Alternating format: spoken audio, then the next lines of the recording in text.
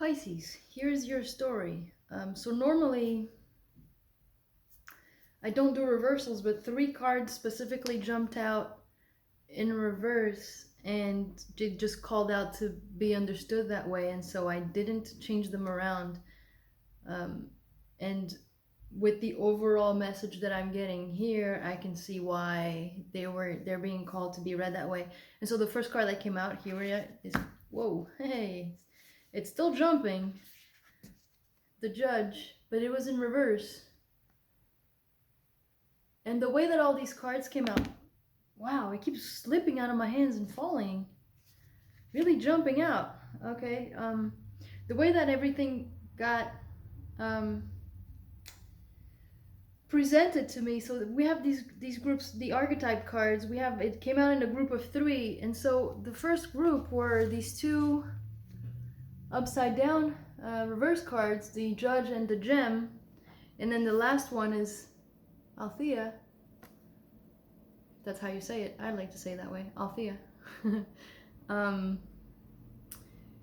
And so this tells me this is where you are, and this very much feels to me like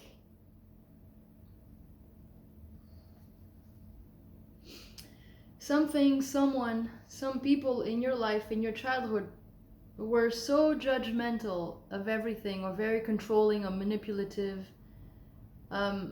that it kept your gem inside. It forced you, for survival, to hide this gem that was inside you, this soul, this beautiful diamond, which is you. It forced you to hide parts of yourself that are the lovely aspects of all of us, the diamond in all of us, because of this horrible dynamic, probably at home growing up, or parents, authority figures, that kind of thing. And this is a little animal eye over here. I can't tell which animal. Almost looks like a jaguar. Maybe I'm gonna say a feline. And then we have a skeleton here, and then hands, but this is a plant. And so you got this card. And so it just feels like what ended up happening to you from your childhood is that you became this person who is so judgmental towards yourself in a way that you cannot tell. That's why it's in reverse. It's almost like you're not aware that your subconscious is running the boat, and so you're not able to free this gem within you yet because you're not recognizing it. And here is this card saying, the third one in this group, saying that's exactly what this time in your life, these experiences, the situation that you find yourself in now, is trying to show you the truth. And so if you look at this card and you look at this card, there's a lot of black and white, there's a lot of gray everywhere. Again, we have two symbols here. You have that and that here, and we have this and this here. Still trying to work this out.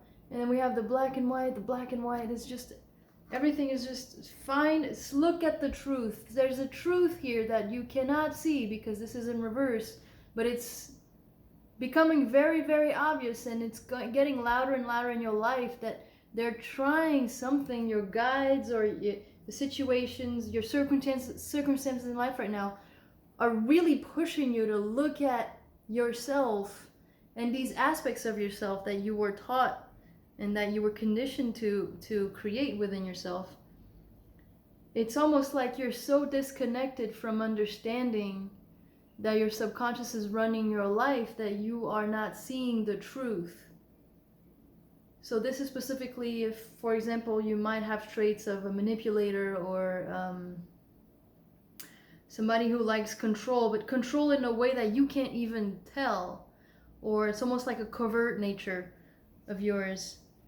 And then the next set of cards is trying to help you see who you are and how you can reach the state. So the first card is the animal, then the shaman, and then here we are, the ultimate card of unconditional love, the recognition within you that you are godlike, that you are love, that you are an amazing being. And once you get to this place, the inside will reflect the outside, but right now you're stuck because you can't see this truth because of your childhood conditioning. And so here it's telling us that the way that would help you is go back to basics. Go back to your basics, and I want to use the word instincts because of the animal energy to it, but it's basically go back to the parts of you that you came in with, your basics, your specific unique vibration and purpose, and the way that you are meant to see the world and the things that you're meant to bring to the world. Get back to this place where instead of listening to others like you had to in your childhood and becoming this person who subconsciously you've become very judgmental of yourself, look at life through more of a natural way, more of an instinctual, based on you, based on how you feel on the inside. And I say that because the shaman here, and shamans are, I mean, there's 3 of them here. There's 3 of them where there was one here. A shaman is someone who's gone through so much and has done so much inner work that they've become able to see the reality of outside and inside. So their environment, becoming one with their environment and becoming what we call this healer, this healing ability. And that's why we have the serpent here, which is a symbol of transformation and healing. We have another 2 pearls here, which we had 2 pearls here. We had, well, this is not it. See here? These 2 little pearls. We got this hand, but we got these hands here and the judge too. A lot of repeating. And then we have this gem here in the shaman card. And then we have this gem here. It's like, and they all came out very much aligned. So the first card in the group is this instinct. It's almost like being judgmental in a way that is now so second nature to you that you can't even tell. And then the second card, the gem within you, that gem within you, you are the shaman. That's the gem that's trying to come out, is this ability to heal yourself and to recognize the truth. And then the last 2 cards is recognize the truth. And the truth is that you are this amazing being that has so much more value than everything that you've been put through in your childhood. And your mission now is to use all of that, all of those experience, and do the inner work, do the shadow work, do the healing work to recognize yourself inside and out. And both of these cards to me are very loud about the outside world is a reflection of your inside world. And so if you want to see this unconditional love in the outside world, you need to get through this healing work. And so now we have the animal spirit cards. The first one that came out was the grasshopper spirit, followed by the rhino spirit. And the grasshopper is very much, I'm going to take them both at the same time. It's a leap of faith in the traditional tarot. It's the Fool card. It's the and I love how this started with the animal spirit. What do you call alignment of the cards? It starts with the Fool, and the last card is the Whale. So it's like the Fool doesn't know. It just takes a leap of faith. It just goes into like, all right, let's just do this. I don't know. And then the last card is the Whale spirit. Especially as a Pisces, it being the whale to me is very symbolic of Pisces energy, because it's so big and it encompasses so many, it does so much work for the world. And Pisces is the last sign who symbolically holds every other zodiac's energy within themselves. So take a leap of faith and trust in the great mystery.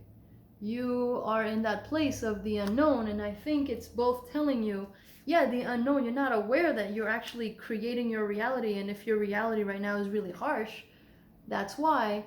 But trust that taking this leap of faith into doing all of this work is going to get you to the true, almost like the light side of Pisces energy. And so the rhino here spirit is coming out just to tell you, you can overcome all these obstacles, all of these things that happened to you when you were younger that conditioned you.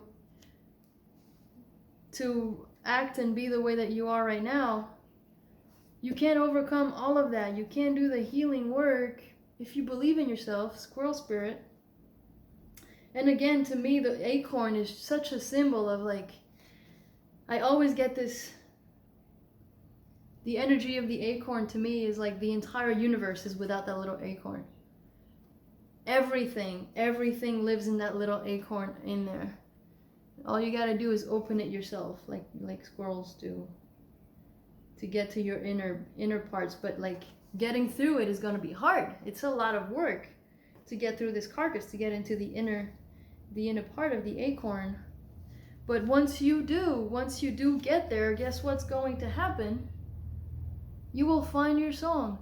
And when this bird is outside of a cage, usually birds are in cages, especially these kinds when you buy them at the store and then you put them in cages inside a house, and it always feels so cruel to me. But this cage is for this bird is free, and this is you. This is where you're trying to go, to sing your own songs. Get out of what you were taught. Get out of your childhood wounds and become your own powerful song. And then the next card is, this is the lucky time for it. Which means, especially now that we're in quarantine, and if you're seeing this video during the quarantine, this is the best time for you to actually take a look at yourself. So look around you right now, and there might be a lot of signs and situations where you have the opportunity to look at yourself, to see the outside world and see where you are vibrationally, and to do the work. And it's very much, and I say that very much because the card that came out right above the rabbit from the Shaman Oracle is the standstill. So again, we are in quarantine, so if you find yourself stuck at home most of the day, take this opportunity to really do the inner work. And this tells me two things. If you do the inner work, the spiral will turn. It's almost like the Wheel of Fortune in traditional tarot. If you do the inner work, things are now going to develop themselves and progress. If you do not, you will keep going on this loop, around and around in circles until you finally figure out how to heal yourself. Oh, and we have these two cards over here with the same number. I don't usually... The Rhino Spirit, overcome any obstacles. There we go. Overcome this spiral, this circle, this repetition. Dude, 50. They're both 50. That's why I brought them together. That's why they popped out to me. Get out of this loop. Make the wheel turn forward. And then the next card that came out, jumped out again in reverse, which is the arrow. And to me, it screamed like, you're missing the point. There must be something very obvious in your life right now that was manifested and by your subconscious to show you this. And it usually, the card upright, says something, but to me, when it jumped out, it screamed like, you're missing the point, you're missing the target, you're missing the mark, you're shooting down. You're shooting down. You're shooting your arrow downwards instead of upwards into progress. And then what came right below the arrow card is Indian cross. Let me just put it side by side for you. And to me, this is one, again, it's a circle. You're going around in circles. You're not seeing it. You're missing the point. You're missing the point. And the point is to get through that hole. And let me put this back in reverse. And what the Indian cross says is, this is the opportunity to transcend time, to transcend what a lot of people in the spiritual community right now are saying. The earth is going into the fifth dimension, 5D. And this is the point where time, if you can shoot your arrow through that circle, you will transcend time. You will transcend these things that are keeping you stuck. That's what I mean by transcending time. This reality that keeps repeating itself, get out of that, and you will get to a point where now you will become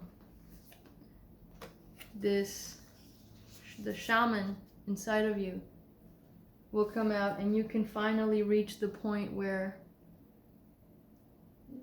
what you manifest from the inside of yourself is a lot more loving and a lot better circumstances for yourself. Excuse my English. That's it. That's what I have for you. I hope it helps, and good luck with everything.